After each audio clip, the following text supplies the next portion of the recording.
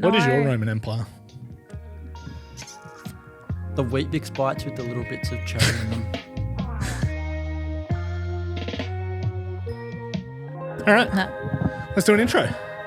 Who's doing it? Hello and welcome to the REKT podcast, where we go back through the history of everything that is REKT. First REKT Gaming Network, now REKT Productions. No, first REKT what? Oh, first REKT Threads. Yes. Then REKT Gaming Network, now REKT Productions. It's important because that's kind of what we're half talking about today is the very start. The history And we've of got us. the starting boy with us. You do. Alex Yep. Sky McCallum joining us for the first ever episode. Hi. Hi, very privileged to be here. Yes, so with privileged. My two favourite people in the world, not biased at all. That's sad. Oh, sorry. They're also my bosses, if I have to make that clear. Yes. And she also pays your wages. Yes. You can be Again, a that dick has to no me, but influence on you being my favourite people in the world, but Wow. That's sad. That's really, really sad. Yeah. what's a joke? Yeah. Well, it's fantastic. But today we're talking about that beautiful, I don't know if you can really see it No. too well. It's kind of out of focus. Maybe if I don't know. If you see that, you see that. We're talking about the Omen Gauntlet. That is very heavy, by the way. So much heavier than I thought. It But we're is. talking about the first ever tournament that we did way back when. But it's not just that. It technically is talking about the start of REKT because this was the start of REKT, at least as the public knew it. I know. Well, it was funny that even when you said before what came before REKT Gaming Network, I kind of had to think for a second because it does feel like everything started with esports, but we did have a little moment in time where Rob and I decided that we wanted to start a company. And we were in our garage when we lived in St Kilda, and it was like COVID lockdown. And we like, what can we do? What can we do? Like, oh, we can make a merch label. I'm like, yeah. And Terrible idea. then we were like, who is going to buy our merch? We're like, that's a good point. We probably have about 40 people that would buy our merch. And then we were like, well, maybe we need to do something first to get the people in. And was it you that had the idea to do an esports tournament? Oh, we'd wanted to do tournament. I'd wanted to do a tournament for a very long time. We'll get on that in a little bit once we start breaking it down. But we'd kind of started to build out the tournament and the idea of what the tournament would look like. And I still wasn't sure if it was going to be for REKT Threads, but we knew we had to do marketing. We knew that we knew that you had to market. We knew that we had to try and get in people's faces. And I mean, all we knew was esports. So Well, yeah, we didn't. Yeah, that was like where your crowd was, your following for. following. I mean, look, you know, your 1,500 followers on Twitter. That's where they were. Shout out All if you were 1,500 of them. if you were one of them back in the day, shout out. Manic Monday on Twitch. Still to this day I cringe. I do not like that name. But we started off with REKT Threads, and then I guess somewhere along that pipeline is when the conversation between you two happened, because you wanted to do a tournament and you wanted to do a tournament, and we were like, hey, we have this new shiny new business name called REKT Threads. We should do a tournament with you, Alex. And we did it, I guess. Yeah, there was a vision very early on between Alex and I. I'm going to see if I can, if somehow I can search for it. No, I can't. I was hoping to go back through and search because when we originally spoke, this was way before REKT Threads was even a thing. You know, I think we're talking back to the Burn Horizon event. That might have been around that time. I think so, yeah. And we were talking about the fact that there were no creatively independent tournaments for Rainbow Six. And both of us were like, Beyond the Summit is the GOAT for everything esports. And it flourished. Yeah, I think for me it was Beyond the Summit, right? There was like that initial interest. It's just how good they did everything. And I just wanted to bring it to Australia. And I think that talking to you came to the realization pretty quickly that we had a similar interest in regards how things should be done. And some things. Some things, others not so much. But and I guess that was the initial inspiration was how do we bring Beyond the Summit, rest in peace by the way, to Australia. Still one of the sad, like there's been some sad shit that's happened in esports over the last couple of years, especially in OS. But I reckon BTS going out of pretty upsetting stuff. Going out of business is pretty depressing. Like when you look at what they did, and I mean, obviously they've kind of the workers there have blended into I think it's Mogul or off-brand, whatever Ludwig's brand is now. That's fucking sick. So I'm glad they landed on their feet because they produce unbelievable tournaments. But Ludwig, love him. The GOAT. As far as entertainment goes, esports has never been better than Beyond the Summit. Like, I don't care what anyone says. Beyond the Summit is by far the best thing ever. But that's where it all came from.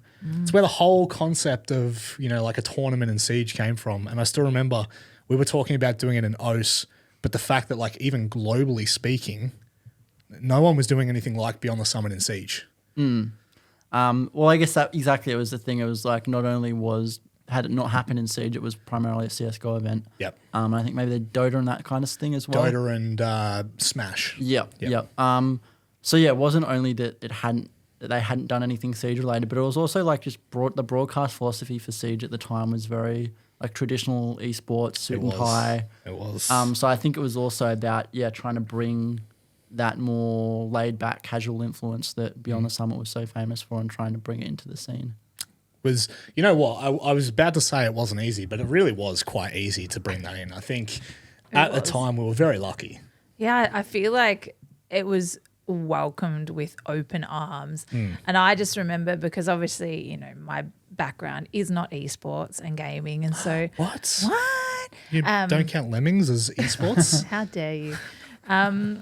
I was kind of dumbfounded with the reaction that we got. I mean, I think you guys, I say we, you guys came up with some pretty amazing content ideas to kind of launch it and the way that we went about it. But it was, people were really hyped for it. And I was like, it tricked me into thinking it was going to be easy to run a company.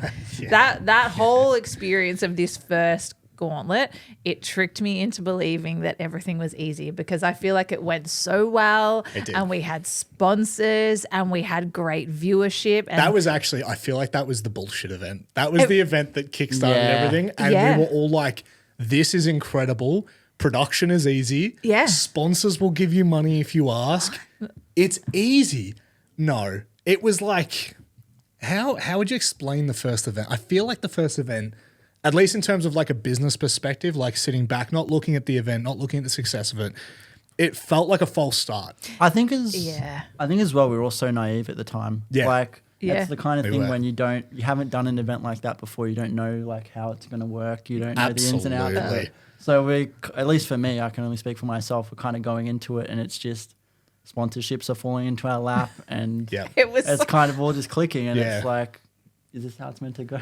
Oh yeah, and I again, I was dumbfounded because we got. So who were our sponsors for the first event? We had Omen, Asus. It was the Omen Gauntlet. It was the Omen Gauntlet, and there's a funny story about the Omen sponsorship. I'll talk about it in a second. But there was Omen, there was Asus, there was GGZ, there was M-Wave, Audio Technica. I think those were the 5 that we had. What it was too. Yeah. That was. I'm almost certain those were the only 5. We were nobody. Yeah. To think that brands gave us money and product for this crazy idea. I mean, look, it was don't get me wrong, we pitched it really well. It was a great idea, but just to think about how, I guess it's just a show of the times, right? That the landscape has also just gotten really hard in terms of sponsorship and budgets and things like that. But we had good money to put on this, and it was thriving though. The whole scene was thriving in 2021. Midst COVID, it was absolutely thriving. And you look at the orgs at the time. Shout out Order, no longer here, but they weren't a part of the R6 scene yet. But we had Wildcard Nights, we had Elevate. We had some significant brands in there that genuinely brought a lot to the table. Fnatic is actually a team that we tried to get involved. When they were ANZ, that didn't work out so well. We gave it a good shot. And we actually got a tentative yes from Fnatic, which was, I think, a big reason why some of the sponsors were interested. Because if you remember, they originally were like, yeah. And then I think they came back a little bit later and were like, oh, we're practicing on, we're focusing on prep and I think that was how it went. Because it wasn't too long before stage 1 started. I remember that. Stage 1 was like maybe it was like SI timing as well, like kind of playing into it a little bit. Well, it was March like 12th or something like that. I think so. So SI would have been just before. Yeah. So maybe it was the practice. I think everyone was chaotic at that point, but we were lucky to get the yeses. I think we got the yeses because you being you and me, I was pretty fresh in the space, to be fair. But we got some yeses because we obviously were a part of the community, but like the sponsorships, just to like go back on that, were ridiculous. Like by ridiculous, I make it sound like we made a shit ton of money. We didn't make money. We broke even on the event, and I mean, if you added all the hours Alex and I put into it we absolutely lost 100% of everything that we made. But back then, it was like, you know, the sponsorship was like, sorry, the prize pool was $5,000, and I think we ended up paying everyone like nearly properly. The talent, shout out the talent, they joined on for $250 a day, but then at the end of it, we were like, oh, stuff it. We'll just give them $350 at the end of the day because they carried the broadcast. Yeah, Thank absolutely. you. Shout out to the 4 boys that joined us and have continued to join us. Raven just wanted to leave us and go do better things. But yeah, it was just ridiculous. It was a culmination of like everything that could have ever gone right in an event, in a first event. Yeah. Like, no stream drops. There were no significant graphic issues. Shout out to Rowie for being our producer that day. Yeah, so Rowie is now the producer for Cold Ones. Yes. And he is Big amazing. techno man. He saved us. Yeah. I still remember though, and now I'm going to throw him under the bus. I remember we didn't have mics on the graphics when we first started. So we had like team intros. And I think it was a bracket or something like that. It was nothing. It was like, just the scenes not following. Correct. The scenes just didn't follow through with the mic. And so we just like lost audio for like 30 seconds. But like apart from that, considering I don't think he'd ever done an esport event before. And we had never run an esport event before, let alone a show. The fact that I think, no, that's a lie. Had you done your operation? Yeah, so I'd done some like very basic grassroots like stuff with like the operation awareness and like in some like LAN and gaming cafes, but very much like the step down from what the Omen Gauntlet was. Yeah. The Omen Gauntlet did feel big. It was. It was very audacious of us to think that we could do something like that, honestly. But I think that's been the moral of the company is... Can you do it? Yeah, we can do it. Have you ever done that before? Yeah, we've done it. Yeah. What's the saying? Shoot first, ask later? Yeah. That was definitely the entire premise of that first event was let's just put it on. Let's see what happens. But I think like all of us, and especially you guys, just have the attitude of it's like we're just going to figure it out. Like we're here and like, again, especially that time being our first event, it was just like we knew kind of what the end goal was and we were just all in it for the ride and like figuring stuff out along the way. Yeah. Even just like I remember when we got to the venue and we're like, so how do we bump in? Like, I guess we start setting up like the TV stand and like it was just kind of that entire experience. And it was chaotic. It was chaotic. Like just to talk about the bump in, like I still remember we rocked up and the first thing obviously went being broadcast talent was like the set. The set has to look good. Yeah. And we were like putting it together and I remember we had the talent come in for a rehearsal and they just helped us the entire... No, sorry. No, they didn't help us the entire time. Xenox especially not. Guz lifted a finger every now and then. Dev was helping and I don't think Raven was there yet. I think he got there late because of his flight or something. Yeah, because he flew from Sydney. But I remember Xenox specifically sitting over in the corner as we're all like moving things. But again, I'm not getting paid for this. No.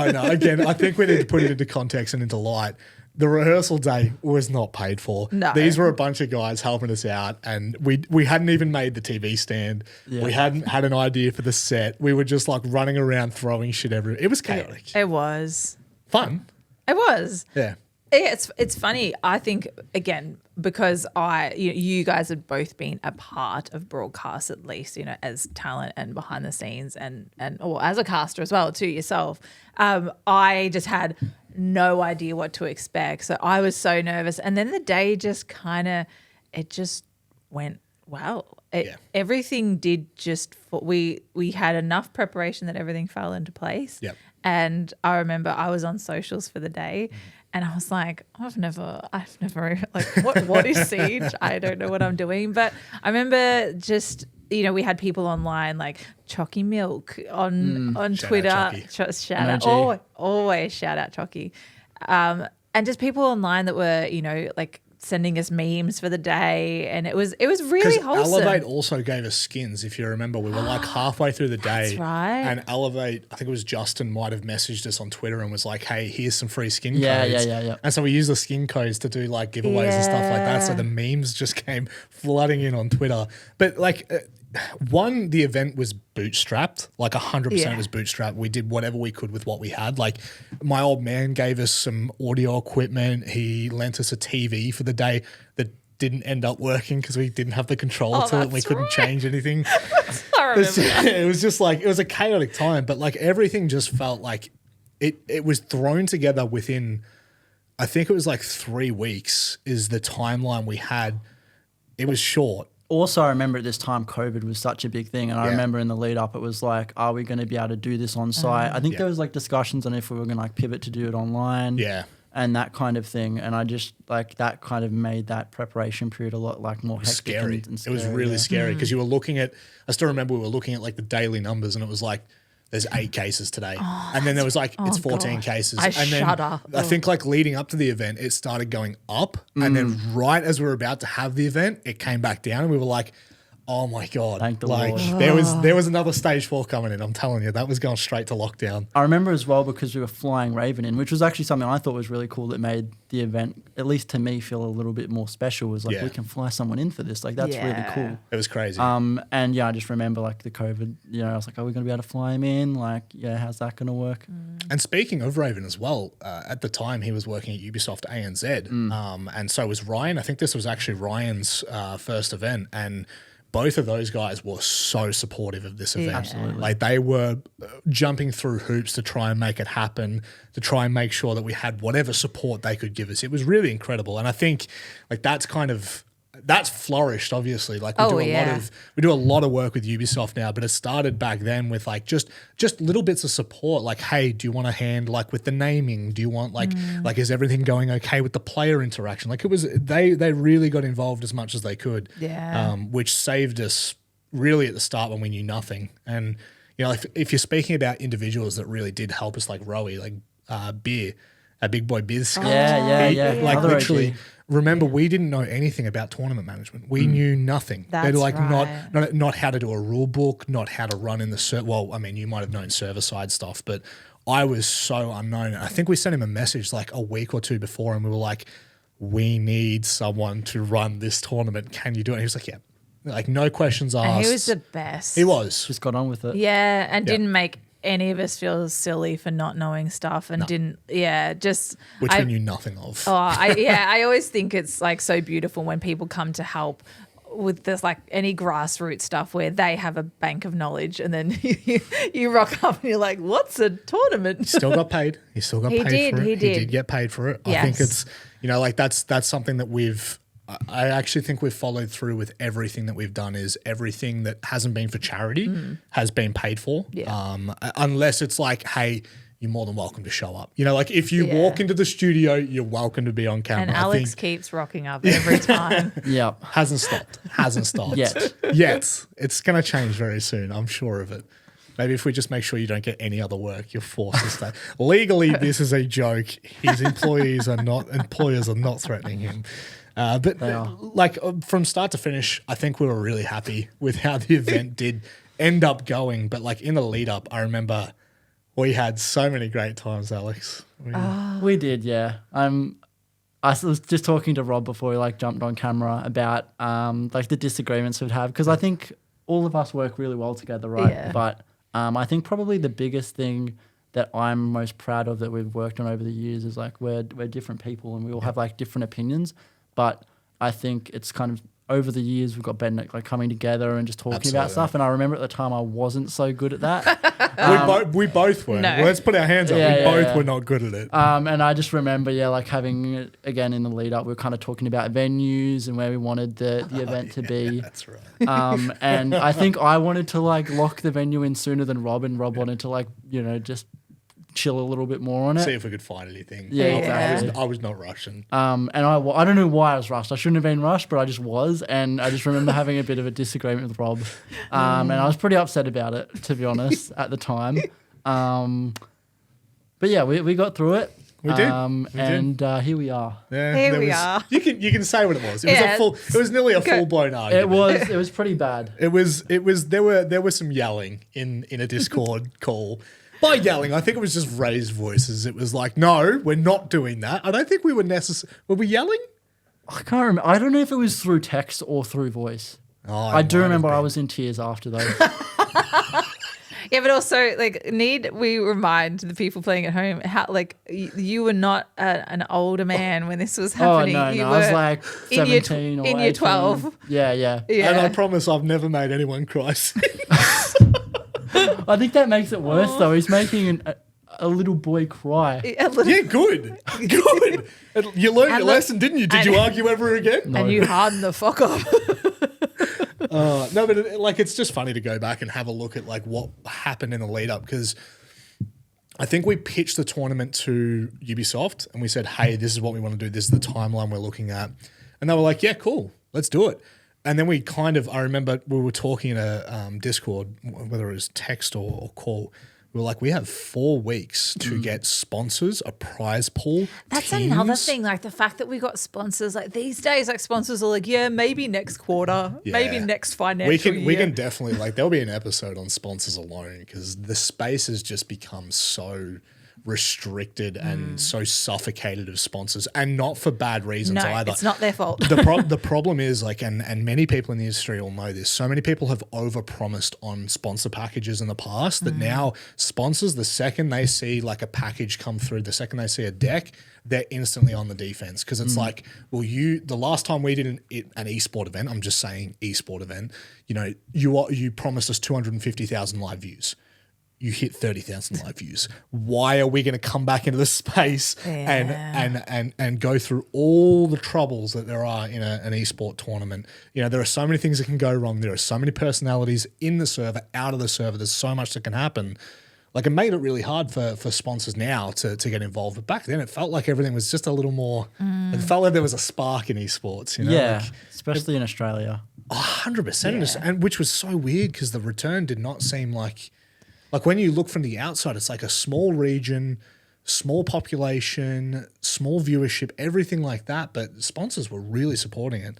I think it was just so new and shiny, and it really did have its shine, and then it just got not so shiny. Was this around when like Order was kind of getting pretty big as well? Yes, this was right at the start of Order. I think it might have been as they started to turn into Make Magic Order, whatever you want to call it. Purple. Because I think Order. Like you got to give it, like, I think that was an exciting moment for OC Sports. Absolutely. For what it was, where people were going, oh, wait a minute, maybe there's something here. Yeah, maybe there is like a potential for like 100 Thieves. Geez, we're talking about other things now that we'll just go on a tangent for. But it did very much feel like a time where everyone was excited for good reason as well, which is, there's not many times since where people have all been excited in Australia. Things have gone downhill pretty fast. We've lost major players in the game. So many people have just like flat out not come back to the industry that were, there's no orgs. No, there was no like, and back then, there were even Twitter orgs. There were orgs that weren't paying players, but were supporting with, whatever they could, whether it was their time, whether it was their social support. And now it's just like, I mean, in Siege specifically, it's a little bit different, because we went from, man, we were thriving. Like Siege, the golden days, we've talked about it so many times in shows, but like the golden era of 2021 was absolutely absurd. You had the most ridiculous teams coming together and like orgs supporting, and it all just came crumbling down. It was like the fall of Rome. Everyone just went. Yeah. Wasn't built in a day. We didn't know how damn good we sure had destroyed. it as well. We did. It was so we had just these massive orgs and the assumption that it would sort of last forever. Like how could it possibly go away? Yeah, it did. It did real quick. But we endured, and some endured. We shouldn't say all have endured. Some endured. Some have endured. Some have endured. I say that with a smirk on my face. Most people will understand why, but it is genuinely very sad what's happened over the last 3 years. And I think that there will be a turn at some point. I hope there'll be a turn. But maybe we're getting a little bit divergent. Get a little sidetracked. That's right. We're going on to a different part here. My favourite part, though, of working with the sponsors was making up the ads for them. Oh, yeah. I was literally thinking this before. The ads that we put together for that, and I will give you guys a lot of credit. I'm not for going that, to claim any credit for those ads. I don't think I really did anything on. I mean, I feel like like Alex definitely had his input. Yeah. But there was a lot of fun. There was a lot of fun making those ads. Especially the microwave one. Oh my God. Again, shout out to Mway for Mway. being so on board with the idea. Literally. Because we went to them, we were like, hey, we want to make an ad for you. Can we piss take? And I still remember, I think it was Argus at the time, Goose for those that know, he was literally like, people mistaking us for a microwave brand all the time. He's hilarious. Like, go for it. I was like, you know what? This is fantastic. It was so funny. It was a lot of fun. I don't know whether you can like put the little bit of a clip in this edit, if you can be bothered, maybe. Now. Now. Now. But no, it was so good. That and the keyboards and Dev. Oh, yeah, Dev played that so well. He sold that. Yeah, I still remember Dev came over to the, would we call it an apartment? What were we A townhouse. A townhouse. Little tiny shoebox. I don't think many people came there, but whoever did knew the garage very well. It was a creative space. It sounds so weird. It was a creative space. I'm not talking about it in a weird way. And I remember explaining to Dev what the ad was and like how piss take it was. And the second I said infomercial, he was like, got it. He's like, no worries, I got you. And he just overplayed. And every time we tried to do something different, he was like, but what if we did it like this? And he was like, what if I gave this facial expression? I was like, done. Like, so good. Whatever we need to do this, done. But that was, I remember the deadline was 5 p.m. and Dev rocked up at 3 p.m. and we shot until 4, did the voiceover for 20 minutes, and then we just quickly whipped it together. And I was so happy with how it came out. It was so good because the problem is that sort of stuff is that you don't want to over polish it anyway. Because if you over polish it, it loses its loses its charm. Yeah. Its charm. But I think, like looking back from what we've done, more recently and what we did in the past, I think the big difference was everything was on that. Every bit of our creative freedom, everything we wanted to do was solely in this because it was COVID. You couldn't work. You couldn't do whatever you wanted. So this was an outlet for all three of us and everyone else who was a part of it to just have fun with it. And it was so much fun. But I feel like it's very hard to recreate a spark like that where you're doing things with a level of just like childlike humor. It's like naivety. It's like it is, and it's like you're not scared, or you're not like, oh, like is this gonna work? You're just doing it because you don't you don't even know what the repercussions are. You're just having fun, and that like I've always thought for me that's been what I've enjoyed the most with the events I've done is like just having fun and like you can just do more than you think you can do when you're not worrying about. Oh, if you don't worry about the outcome, because honestly, for those that might watch this and watch this far, because it's already pretty far into this, it's like, what are we at? Like 30 minutes recording time? 34 minutes. Too long. Yeah. Too long. Well, I mean, the problem is that's false because I recorded beforehand, Alex. Come on, man. You got to think about these things. Mate. No, I can't even remember where I was now. I'm fucking naivety. Spark me up again. Someone light underneath me. Doing these events and like I guess like looking back on that event, but then talking about like the freedom to just have a bit of fun with it is most people would not fully understand how easy it is to get the end product. The end product most times the difference between like an end product of say the gauntlet that we did, the very first gauntlet we ever did, and maybe like a combine where it was a lot more involved. The difference between the two products is really not that big a difference. Like when you look at it on face value, when you're watching it as a viewer, apart from the fact we had everyone in the same venue as a LAN, the actual difference in quality is not drastic enough for you to go, wow, that looks like you put so much more work into it. So it's like having the ability to have fun while you create that product. I think it's so important. Yeah. It's so important to have that freedom to be like, hey, how about we try this? And it's like, yes, let's see if it fucks up. Because if it does, you're barely even going to notice it. Like, and I think too, that was what was so beautiful about that day was like, I guess, we say, oh, nothing really went wrong. Like, I guess like things did go wrong, but it was the approach that we took about it was that like, it's okay. Yeah. And I think, it's obviously it's a premise that we've stuck by for everything that we do here, all of our events, like really just everything that we do for our work is just, if something goes wrong, like just, you don't have to like, try and like scoot it under the table and pretend like it never happened. It's like you talk about it, you laugh about it. And I think that was what was really beautiful and childlike about that first event was just like the mistakes happened and, you guys just laughed on the desk or on the couch. Like it was just fun. I cried. Yeah, Alex beforehand. Before, during, after. Don't worry about the beforehand. The beforehand, everyone was crying, I think, a little bit. But like it's hard. inside.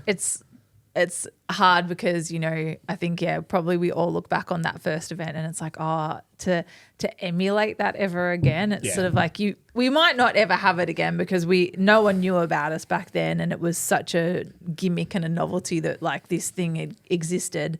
And I would like to think that, anyone that's tuned into any esports like broadcast that we've done since has known that they're going to have a little element of that with it. But it is hard. Like I do wish that we could just take that every time and just like have that kind of childlike wonder and abandonment and naivety about every single thing that we do because that product I think was brilliant. Like I still look back on it and think it was awesome. I think it's a mindset, right? Like it's a mindset of just understanding that some shit is going to go wrong. Yeah. The problem is as we continue as a business and as we've all learned, you don't have the same safety net of when you.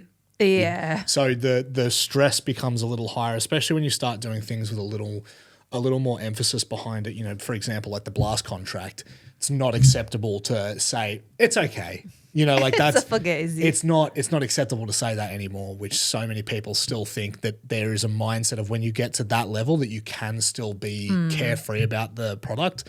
But like what we've learned is you can still like it's not a level of carefree.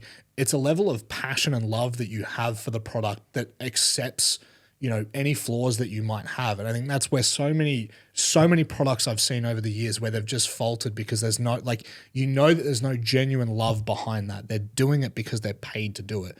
Whereas we're the opposite. We don't get paid and we still love to do it. Still after 3 years. But it's just a turn of, like, it's a turn of the, I guess, mindset around products, which has made it so much fun for us. It's been a stressful 3 years, but it's been a fun as hell 3 years. What do you mean? It's been fine. It's been so fun. Yeah. I just think like it's like you said, it's difficult to recreate that. Like it is how special that first event was. But also, like you said, Alicia, it's kind of, you'd like to think that there's a little bit of that event in every event that we've done since. And that was the blueprint that has like allowed us to do what we've done. And it just, I think it's okay that won't happen again because it's the reason it's special is because it just. It was. Yeah. It was. You can't have your first time ever again. Yep. Exactly. It was a honeymoon period. Yeah. It was. There was like bouts of short fighting between me and Alex, but like apart from that, we were making love the whole time. You know what I mean? We were having fun. He was 18. That's a completely acceptable joke to make. It's acceptable. No, but it was just a honeymoon period that we will never get back, but we will always take with us. Yeah. It's always the memory of that event. Like, people still to this day players will still talk about the shit that was allowed in that event because, ever since then, I feel like, I'm not saying we were trailblazers in that respect, but people have been allowed to talk in the server.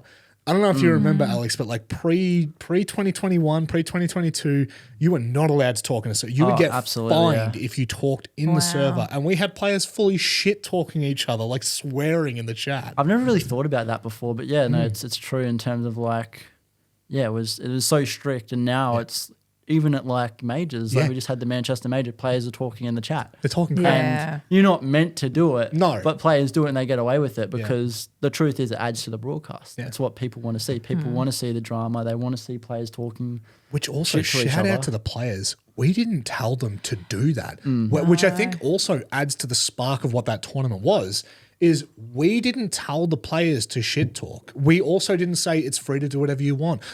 After the fact, we have told players when we get into certain like events and stuff like that, hey, feel free to smack talk, but these are the no-nos. Like you can't do these. And if you do these, we'll kick you out of the tournament. And people have taken it too far. People have taken it too far and they fucked around and find out. Like Yeah. and unfortunately there have been multiple times, especially in this last event that we ran the campaign, there were a lot of players that took the piss way too far, and they're now dealing with the repercussions and orgs as well. Like absolute shock horror. Yeah, FIFA. But I do think that like that added to it. When we got in on the day, we weren't sure what to expect because we were just there. We were in the moment. We were having fun. And it was the same with the players. And that's why like the shit talk happened. And it just started. I think it was. Was it digital? No. Funnily enough, digital obviously was king shit talker throughout the day. But I actually think it was Akami, which is, the order roster, which had Specker and all of that. Shock horror. They started shit talking the Knights in the very first game. I think it might have been that way. Maybe it's the other way around. I can't remember. But I do remember that it just started and we were like, oh my God, did I just see a player type in chat?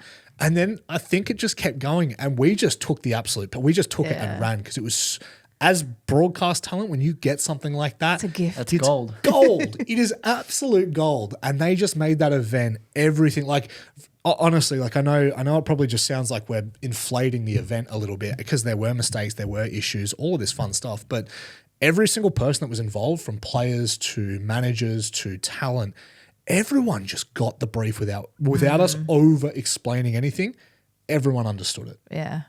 That's really difficult. Like you think about the events we've run now. Yeah, it's rare. It's so rare. It's kind of the REKT ethos though. It's like the event by absolutely no means was the event perfect, far from it. But like it was perfect to everyone because it just was, it was fun and it was piss takey, it was memey. Yeah. And all the comments online were fantastic. People were like, oh my God, we've been waiting so long for something like this to come about and to, like to allow us to express ourselves. Because that was the real issue with esports leading up to 2021. It was all shirt, collar. Which is just so, like, not to be brutal, but it's just so un-Australian. And it's just, we love to take the piss. And also too, I just think that obviously at certain levels of any kind of sporting, esports, or anything really, there's the opportunity to jump in and have a suit and tie and, and dress up and do all that stuff. For it always. Always. But I just think that it's so lacking in OS for so many different things. We always think that we have to be perfect and pristine and, shiny. It's just like, that was what was so fun about that day, was just that it wasn't. And again, everyone was acting like, oh my God, I've never seen this before, other than Beyond the Summit. But for Siege, like no one had ever seen it before. And then, it was interesting just watching the little carbon copies of the couch broadcasts just emerge after that event. Everything started to appear. It did. It did, yeah, in did. very quick succession. It did. And look, I think what is it? The biggest form of flattery is what's that saying? People copying you is the biggest form of flattery. Yeah. And Imitation. Imitation is the biggest form of flattery. Yeah. And I think that, that event was just so much fun and, the vision that both of you had for it to make it something new and different in the scene. And you were so young then. Like, yeah, but you got it. I know it's only been 3 years. Yeah. But like, I mean, it's been 3.5. But like, let's be honest here. You're a very, very young man to be involved and like at that level. Like, because for those that aren't aware, Alex was pretty much like the person running it with me from start to finish, like execution, everything. It was like me and you running the whole thing. I mean, it's been pretty much the premise of everything we've done since as well. And but Alicia. Yeah. Alicia had her bits in there. I don't in the lead up. No, in the lead up there wasn't a lot, but like in the last week on the day, those were the kind of moments where we needed you most. And production management. I we guess. just like people management, even like socials. We just threw you under the bus. We threw everyone under the bus. Yeah, true. Alicia had never done socials up until that point, and then all of a sudden we just threw her on it, and she understood it. She got the assignment. Yeah. Again, shout out to the fans at home for engaging with it. No. No, pretend that never happened. It's back. REKT is fake. Imagine. But I think it's a testament to every single person that was involved on the day because, as you said, between players, everyone behind the scenes, it was our first time working with so many people. Like Nuttery, that was our first time working with Nuttery. It was. How did we find Nut? Was that you that found Nut? I think Nut had always just been involved in the scene. Like I can't remember how I think was he doing CG observing or something? I want to say it was like a uni league CG. Yeah, it might have been it might have been he was a producer and observing. Yes, I think he was producing the uni league. I think was AEL was what it was called. Yes, AEL. Yeah. I think that was how. I'm still trying to think when I first met Nut, but I think it had something to do with that. It was, I know I'd met him prior, but I didn't know very well of him. He's obviously a huge part of the company now as well. And he'll have his moment in the sun. He will. Don't worry. He'll come and join us. But no, he really, he was the observer at that event. So we've kept the core of that event and just taken it everywhere. We've done multiple different titles now. We've done content. We've done everything with pretty much the same core team. Yeah. Yeah. Funny to think about. It's pretty even Beer kept going with us for a while while he was still doing He's done tournament heaps management. with us. Yeah, not so much now. I feel like I haven't heard from Beer for 2 years. Yeah, it feels. He's probably like, please stop contacting me. Well, I think a lot of those guys ended up getting pretty, and I'm saying those guys, I mean like the community team, the tournament team got very jaded for what was happening in the scene at the time because there was there was an overhaul. Things started going a little bit awry around 2020, 2021. And I'm probably talking on things I shouldn't be at the moment, but things just started to become unraveled a little bit. And 2021 was the start of it. That's when things were starting to, which is funny because it still was going up for the player base and all of those kind of things. But there were definitely some changes that happened around that time. Because unfortunately, I came in 2019 and I saw all the changes as it hit 2020. And when did you retire? Because you were in and then you were out and then you came back. It was 2020. So I was working at Click Management at the time, and I think it was midway through the year, I'd just had enough of it. And he put out the big tweet. You put out the big tweet. I did. I put out the big retirement. The big retirement. The tweet was I did say I was only retiring for now because I was look, I was 25 years old. I was going through a quarter life crisis. No, I wasn't really. It was just a very depressing time leading into COVID. My brother Charlie was overseas. I was in Sydney. Every bit of our dollar was going to living, literally just living. We weren't doing anything. And I think my love for esports just went out the window. And it was nothing to do with Siege, nothing to do with the people I was working with. It just completely evaporated. It had some to do with the people I was working with, but it just evaporated so quickly. And, it just happens. But that was toward the middle of 2020 because that's when Xenox came and joined the Motley crew. And then I came back at the end of 2020 to do the last stage of OCN or whatever it was back then. It might have been 6 Masters turned.